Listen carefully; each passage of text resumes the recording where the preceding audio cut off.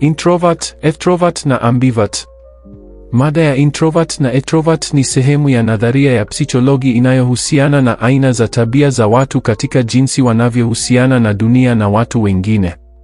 Nadharia hii ilianzishwa na mtaalamu maarufu wa saikolojia Carl Jung katika karne ya 20. Jung alijitahidi kueleza kuwa tabia za watu zinaweza kugawanywa katika makundi mawili makuu kulingana na jinsi wanavyopata nishati na jinsi wanavyohusiana na wengine, introversion na extroversion.